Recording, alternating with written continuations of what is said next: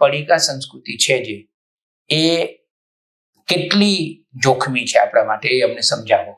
આજે આપણે જોઈએ છીએ કે બચ્ચાઓને મમ્મી જ્યારે સવારે ઉઠે ત્યારે એક તો લેટ ઉઠાડે અને પછી નાસ્તો બનાવવાનો કંઈ ટાઈમ ના હોય તો 10-20 રૂપિયા આપી દે અને બાળકો પેલા કેન્ટીનમાંથી પેકેટ લઈ લે. ખરેખર પહેલી જાગૃતિ લાવવા જેવી છે સ્કૂલોમાં કે જ્યાં કેન્ટીનમાં જ પેકેટ કોઈ આવે નહીં. કે બાળકોને પડીકાથી દૂર રાખવા હોય તો એક બીજો રસ્તો છે કે બાળકોને તમે રસોઈ કરતા શીખવાડો. અને આપણું કિચન છે એ જ આપણી બેસ્ટ ફાર્મસી. અરે મેડિકલ સ્ટોર છે. દુનિયાનો સૌથી શ્રેષ્ઠ મેડિકલ સ્ટોર એટલે ભારતનું રસોડું. ખાલી લાઈફસ્ટાઈલમાં થોડોક જ બદલાવ. જે આપણે તૈયાર ફૂડ પેકેટ આવે છે એ નહીં ખાવાના, એની જગ્યાએ બાળકોને તમે ઘરમાં બનાવીને આપો.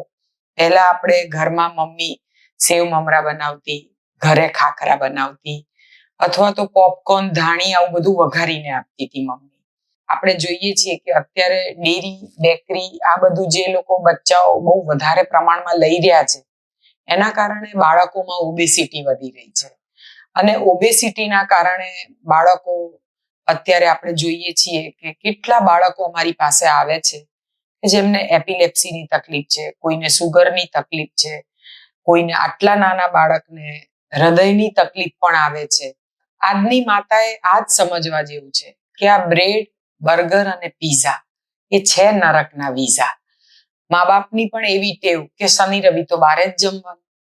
એટલે આ હોટેલનું ખાનપાન, ઘરનું ખાનપાન આપણે ભૂલી ગયા જે આપણે સાત્વિક ભોજન ખાતા હતા.